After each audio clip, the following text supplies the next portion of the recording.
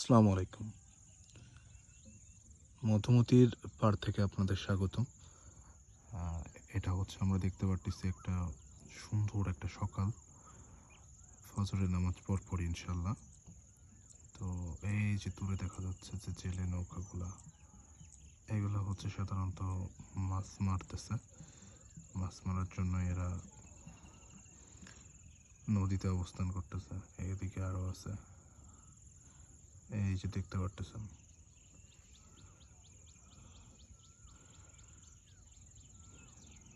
দূরে অনেক নৌকা আছে, ওই যে একটা ছোট্ট নৌকা। তো এরা হচ্ছে মধুমতি নদীর ইলিশ মাছ ধরে সকালে।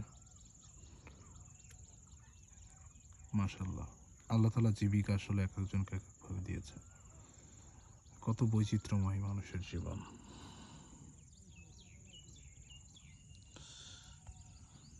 আলহামদুলিল্লাহ।